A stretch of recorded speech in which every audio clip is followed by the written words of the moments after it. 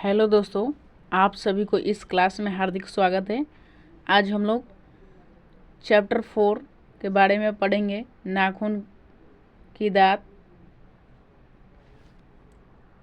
नाखून क्यों बढ़ते हैं। ठीक है, तो आज हम लोग चैप्टर 4 को ऑब्जेक्टिव क्वेश्चन के बारे में आज हम लोग देखेंगे। ठीक है, तो चलिए आप लोग तैयार हो। तो आज हम लोग क्वेश्चन, आज ज़्यादा क्वेश्चन नहीं है, 10 ठो क्वेश्चन है मात्र। ये पूरा VVI क्वेश्चन है और ये क्वेश्चन पूरा हर एक साल लड़ा है। ठीक है, 2022, 23, 24, 25 में हर बार ये क्वेश्चन लड़ा हुआ है। ठीक है, चलिए हम लोग क्वेश्चन की तरफ बढ़ते हैं।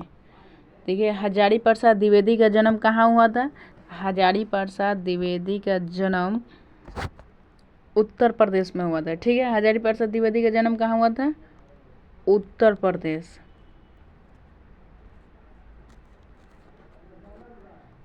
हजारी प्रसाद द्विवेदी का जन्म उत्तर प्रदेश में हुआ था। ठीक है, तो हम लोग दूसरे क्वेश्चन की तरफ बढ़ते हैं। अब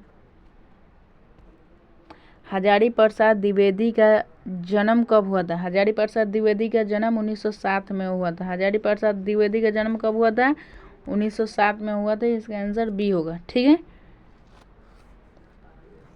अगली क्वेश्चन की तरफ हम लोग बढ़ते हैं। अब हजारी प्रसाद द्विवेदी का मृत्यु कब हुआ था।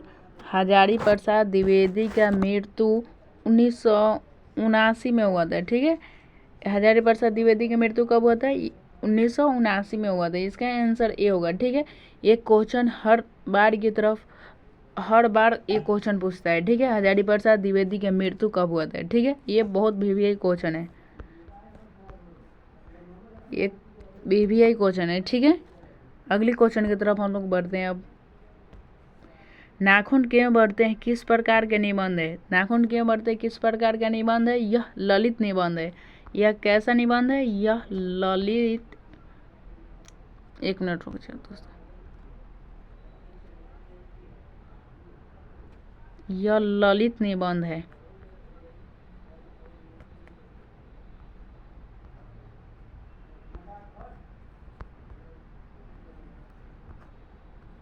यह कैसा निबंध है, ललित निबंध है। ठीक है, अगली क्वेश्चन की तरफ हम लोग बढ़ते हैं। अब मनुष्य को नाखून की जरूरत कब थी। मनुष्य को जब नाखून की जरूरत कब थी, तो इनको जंगली जीवन में नाखून की जरूरत थी। ठीक है, जब ये लोग पूरा शिक्षित नहीं हुए थे, तब ये जब लोग अपना जीवन जंगल में व्यतीत करते थे, तो उस समय इन लोगों को नाखून की जरूरत थी। ठीक है, कब थी इनको नाखून की जरूरत, तो जंगली जीवन में इनको नाखून की जरूरत थी। ठीक है, चलिए हम लोग अगली क्वेश्चन की तरफ बढ़ते हैं।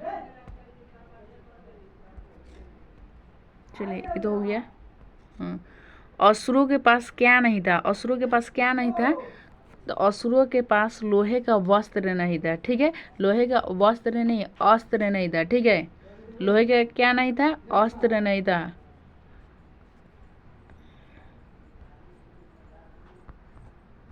लोहे का इनके पास कोई अस्त्र नहीं था। ठीक है, तो इसका आंसर सी होगा।